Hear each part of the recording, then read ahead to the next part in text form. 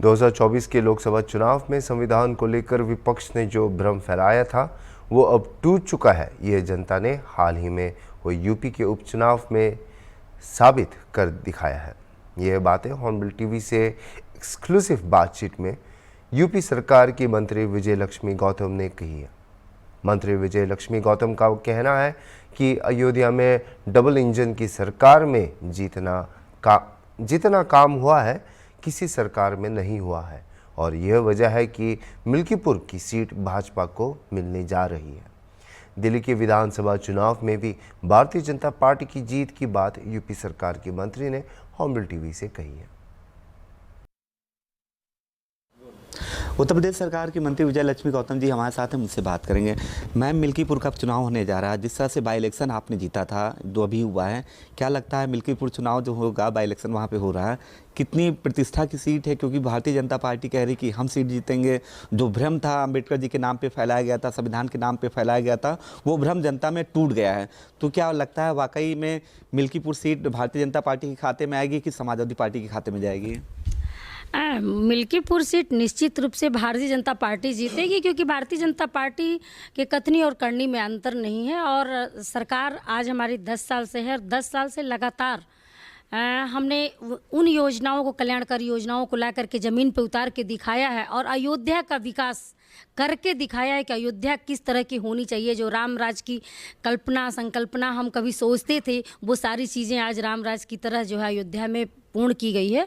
और मिल्कीपुर की जनता भी जानती है कि संविधान के नाम पर किताबें दिखा दिखा के गुमराह किया गया, जबकि इनके हाथ में इतने लंबे वर्षों तक सत्ता रही है और कभी भी अयोध्या के हितों के बारे में या अयोध्या के जनता के हितों के बारे में कभी नहीं सोचा। और भारतीय जनता पार्टी अपने इन 7 वर्षों में 8 वर्षों में आपको काम कर, उत्तर प्रदेश की सरकार ने वो काम करके दिखाए हैं और केंद्र सरकार ने भी वो काम करके दिखाए हैं जो कभी कल्पना भी नहीं हुआ था अयोध्या की जनता को कि ऐसा भी हो जाएगी अयोध्या। तो आज अयोध्या के विकास के नाम पर हम जनता के, हमारे कोई प्रतिष्ठा नहीं है, विकास हमने किया है। और निश्चित रूप से जनता ये जानती है कि अगर कोई विकास किया है तो ये डबल इंजन की सरकार ने किया है। और निश्चित रूप से डबल इंजन की सरकार को वोट देकर मिल्कीपुर सीट को जो है हमें जिताएगी। मैम, आपने कहा कि विकास किया है अयोध्या में, विकास तो हुआ था और श्री राम भी वहाँ पे विराजमान हो चुके हैं, उसके बावजूद भी 2024 का चुनाव होता है तो क्यों डिफीट आती है, वहाँ पे मिलती है? आखिर क्या था? क्योंकि प्रभु श्री राम वहाँ पे आए, इसके बाद विकास से जुड़ी कई योजनाएं पे वहाँ पे काम किया गया और विकास हुआ, चौतरफा विकास हुआ, लेकिन फिर भी अयोध्या की जनता ने क्यों आखिर नकार दिया था 2024 के चुनाव में? नहीं, अयोध्या की जनता ने नकारा नहीं था कुछ, वो ये जनता का वोट है और जनता का आशीर्वाद है, ठीक है।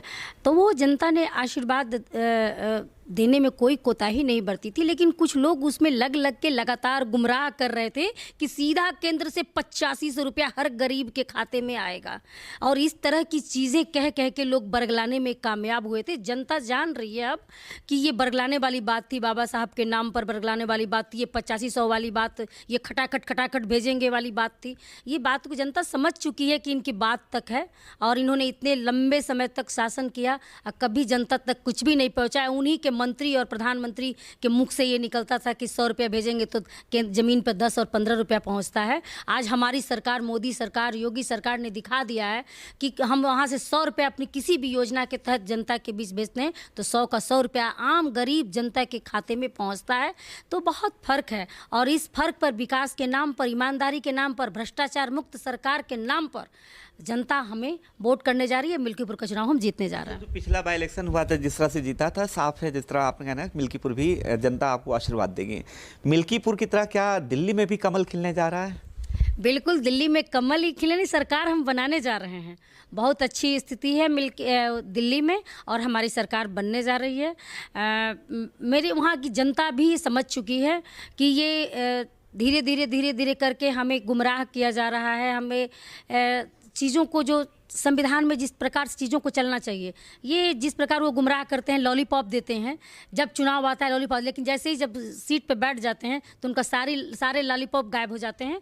और दिखाई दिया कि उन्होंने भ्रष्टाचार की पराकाष्ठा को कहाँ तक पहुँचाया। एक ईमानदार नेता के रूप में उभरे, झंडा हिलाते हुए दिखे कि मैं तो लोकपाल के लिए यहाँ आया हूँ और जनता के बीच अपनी छवि को बनाया। और फिर सत्ता की भूख थी, सत्ता पर काबिज हो गए। काबिज होने के बाद जो सत्ता की भूख थी वो उन्होंने किया है। गमछा और मफलर लगा करके और ऑटो से चल करके भी दिखाने का काम किया, लेकिन वहीं पे बहुत बड़ी बड़ी हवेली और बड़े बड़े कांड करने वाला काम भी किया और जनता इस सब चीज़ों को जान चुकी है।